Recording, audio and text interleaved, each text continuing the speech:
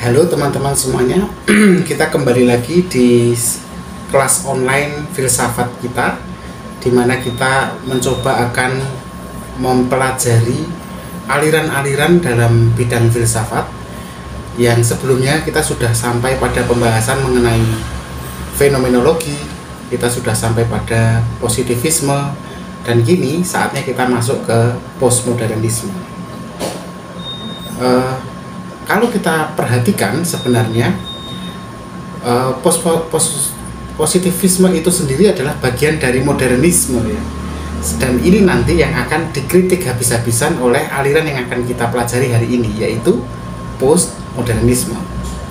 Tapi sebelum sampai ke pembahasan mengenai postmodernisme, saya punya pertanyaan yang sebaiknya teman-teman renungkan. Pernahkah teman-teman merasa bahwa di dunia ini ada sebuah narasi besar yang diklaim atau mengklaim dirinya memiliki kebenaran yang mutlak? Narasi besar yang saya maksud di sini itu bisa dalam bentuk ideologi, bisa dalam bentuk sejarah, atau apapun jenis keyakinan yang seolah-olah bisa memotret atau menjelaskan realitas. Nah, kalau ada, maka itulah sebenarnya yang dibongkar habis-habisan oleh postmodernisme, sebuah aliran filsafat yang mengkritik narasi besar dan lebih menekankan pada pentingnya pluralitas dalam perspektif. Teman-teman, sebelum kita lebih mendalam, tidak salah kalau kita mengulang kembali apa yang mungkin di video-video sebelumnya pernah dibahas tentang seorang tokoh postmodernis bernama Michel Foucault. Nah, Michel Foucault ini adalah sosok pemikir yang menolak ide bahwa hanya ada satu kebenaran universal atau satu narasi besar yang seolah-olah bisa menjelaskan keseluruhan kenyataan. Karena bagi seorang Foucault atau postmodernis lainnya, itu realitas dan kebenaran itu sesuatu yang terbuka bagi munculnya berbagai macam interpretasi atau penafsiran, dan masing-masing penafsiran itu memiliki kebenarannya sendiri-sendiri. Nah, teman-teman, harus diakui kita sendiri saat ini hidup dalam dunia yang sangat kompleks, di mana kebenaran itu menjadi sangat relatif, bergantung pada bagaimana masing-masing individu, masing-masing kelompok, masing-masing agama memiliki perspektif mereka masing yang berbeda-beda. Sehingga agak susah ketika kita punya satu narasi besar yang seolah-olah bisa menjelaskan segalanya. Karena ketika pun itu dipaksakan, maka penjelasannya pasti akan pincang atau tidak utuh, tidak holistik. Karena dunia penuh dengan perbedaan, kontradiksi, kompleksitas, dan keragaman. Nah, kita kembali ke Foucault. Foucault sendiri menyoroti bahwa pengetahuan atau narasi besar dalam bentuk pengetahuan itu tidak bisa dilepaskan dari kekuasaan. Bahkan keduanya saling terkait. Kekuasaan menguatkan pengetahuan yang ada, pengetahuan sendiri menguatkan kekuasaan yang bercokol atau yang status quo. Menurut Foucault, apa yang sebenarnya kita anggap sebagai kebenaran dalam tanda petik ya, sebenarnya adalah hasil dari kekuasaan dan struktur sosial yang ada. Artinya, apa yang dianggap benar oleh masyarakat sebenarnya bukan sesuatu yang bersifat objektif, melainkan sesuatu yang dibentuk oleh kekuasaan dan ideologi yang dominan. Sebagai contoh dalam sejarah ya, narasi sejarah misalnya, pandangan mengenai penyakit, pandangan mengenai kegilaan, penyakit jiwa gitu misalnya, atau pandangan tentang penyimpangan moral seringkali dipengaruhi oleh kekuasaan politik atau agama yang memang pada saat itu dominan. Foucault lantas mengajak kita teman-teman untuk bisa lebih menarik jarak dari apa yang diklaim sebagai absolut itu. Caranya adalah dengan membangun pikiran kritis kita tentang bagaimana pengetahuan atau narasi besar itu dibangun, dan bagaimana kebenaran yang seringkali kita tidak sadari itu mempengaruhi atau dipengaruhi oleh siapa yang sedang berkuasa. Nah, itu tadi Michel Foucault. Teman-teman bisa mendalaminya sendiri karena jauh lebih kompleks ya daripada yang saya paparkan. Tapi kita langsung masuk saja ke pemikir yang kedua dalam postmodernisme, yaitu Jean-François Lyotard. Nah, Jean-François Lyotard ini dikenal juga sebagai salah satu tokoh yang nggak bisa diabaikan dalam postmodernisme. Lyotard mengkritik narasi besar yang selama ini dianggap sebagai semacam cerita universal yang seolah-olah bisa menjelaskan segala hal.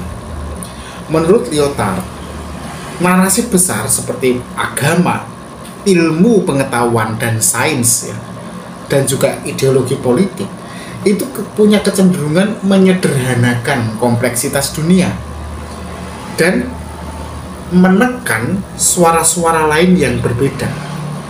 Misalnya kita bicara tentang ilmu pengetahuan. Oke, ilmu pengetahuan itu objektif.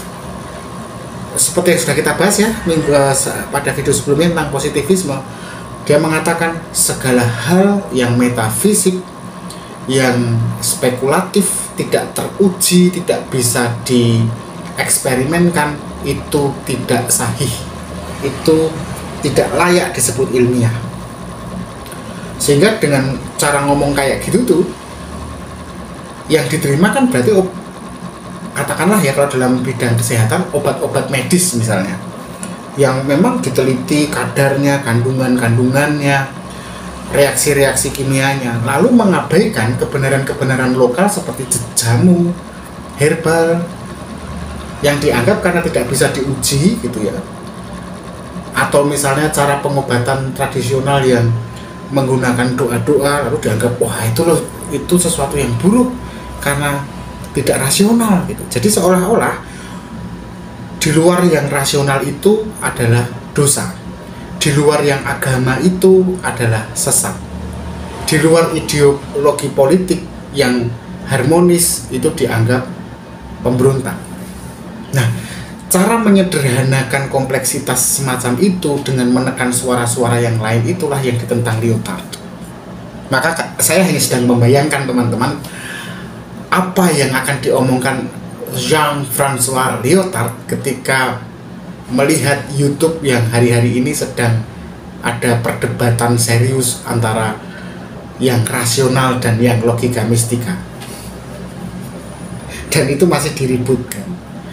Oke, kita kembali ke Lyotard. Lyotard itu menyebut fenomena sebagai fenomena itu sendiri ya teman-teman, itu sebagai grand narratives atau naratif atau narasi yang gede, yang besar. Tetapi pada titik yang lain, Lyotard juga menyebut fenomena sebagai permainan besar. Jadi narasi itu seperti suatu permainan, karena dia percaya bahwa dunia yang semakin plural dan beragam itu nggak pernah mungkin dijelaskan dengan satu narasi besar yang seilmiah apapun itu mengklaim dirinya sebagai sesuatu yang mutlak. Bahkan dia menggunakan standar-standarnya untuk mengukur perspektif atau kebenaran-kebenaran lain itu sebagai benar dan tidak dalam cara tolok ukurnya. Misalnya tadi yang sudah saya katakan, yang benar itu yang bisa diuji, yang benar itu yang logis, yang logikanya itu seriasi, yang logikanya itu kausatif. Maka ketika ada kisah seseorang yang meyakini kebenarannya bahwa dia bertemu dengan hantu gitulah misalnya, itu dianggap sebagai sebuah kesalahan. Nah, kesombongan ilmu pengetahuan model seperti ini nih sebenarnya nggak bisa dilepaskan dari jenis kekuasaan apa sebenarnya yang sedang membangun pengetahuan semacam ini. Jelas kekuasaan yang modernis, kekuasaan yang industrialis, kekuasaan yang mengedepankan ilmu pengetahuan dibanding dengan pengetahuan-pengetahuan yang berbasis pada keyakinan misalnya. Nah, dalam dunia postmodern teman-teman, setiap orang itu berhak memiliki cerita dan perspektifnya sendiri, dan semua perspektif itu sama-sama validnya. Nah, lalu pertanyaannya kan begini, bagaimana kita melihat postmodernisme dalam kehidupan sehari-hari? Dalam banyak aspek misalnya, postmodernisme itu sebenarnya mempengaruhi cara kita memahami banyak hal, ya, utamanya bidang seni, budaya, dan juga media. Kalau kita bicara misalnya seni postmodern, ya, itu sudah tidak ada lagi tuh karya seni yang dianggap lebih benar atau lebih tinggi daripada yang lain. Semuanya bisa jadi karya seni, apapun bentuknya, gimana pun cara menggambar atau memproduksinya, dan apapun isinya. Nggak ada yang dianggap, oh ini seni berkualitas tinggi dengan pemaknaan yang dalam, sedangkan ini seni yang hanya populer, yang ringan, yang receh, kemudian ini lebih rendah. Nggak bisa. Dalam postmodernisme hal semacam itu ditertawakan, karena yang paling penting adalah setiap hal dalam seni adalah karya sepanjang bisa memberikan pengalaman dan makna bagi individu yang mengalaminya. Dalam budaya populer misalnya, kita kan sering tuh melihat pencampuran genre, ya, atau imaji yang tidak terikat pada satu narasi besar. Film, musik, atau bahkan iklan seringkali kan menggabungkan berbagai elemen itu, ya, dari berbagai budaya, dari berbagai ideologi. Dan kadang kalau kita perhatikan, produknya menarik teman-teman, karena ada semacam pluralitas perspektif yang ditekankan oleh aliran postmodernis ini. Nah, pertanyaan kemudian yang muncul kan, oke, saya sudah paham tentang postmodernisme. Lalu apa pentingnya kita membicarakannya hari ini? Bukankah semuanya memang sudah semakin sulit, ya, untuk dibongkar, karena seolah-olah penyesatan pada yang di luar narasi besar itu kan sekarang sedang ngetren. Apakah penting kita membicarakan postmodernis di mana di tempat kita sendiri, di negara kita contohnya, itu seolah-olah yang berbeda itu disingkirkan gitu. Nah, kalau menurut saya sendiri, postmodernisme ini tetap penting untuk kita bicarakan, karena aliran ini mengajarkan kita untuk lebih terbuka pada berbagai macam perspektif. Dunia semakin mengglobal teman-teman, dan saling terhubung satu sama lain. Kita itu sering kali kan harus berhadapan dengan berbagai macam pandangan yang multikultural, dengan cerita-cerita yang berbeda, dengan keyakinan dan sudut pandang yang berbeda dari seluruh dunia. Nah, postmodernisme ini sebenarnya hendak mengajak kita untuk tidak terpaku pada satu pandangan saja, tetapi untuk bisa menerima keberagaman perspektif, dan kemudian mencari pemahaman yang jauh lebih luas. Lebih dari itu, postmodernisme ini juga mengajak kita untuk bisa lebih kritis pada narasi besar yang selama ini terlanjur masuk ke dalam keyakinan kita. Narasi besar mengenai siapakah aku, narasi besar mengenai apa identitasku, narasi besar mengenai apa yang baik dan apa yang tidak baik, narasi besar mengenai apa yang suci dan tidak suci, apa yang berbobot, berkelas, dan yang rendahan. Segala narasi besar semacam itu hendaknya kita mulai menarik jarak dan berlaku kritis padanya, serta kita selalu harus mencurigai alias mempertanyakan siapa sebenarnya yang mengendalikan cerita-cerita tersebut, atau rezim apa yang ini bukan rezim pemerintah yang maksud saya, tapi model kekuasaan macam apa yang memproduksi dan mereproduksi terus-menerus cerita-cerita itu. Ini adalah pelajaran penting bagi kita di era yang mega informasi dan berjalan sangat cepat seperti hari ini, di mana masing-masing informasi itu seolah-olah mengklaim kebenarannya.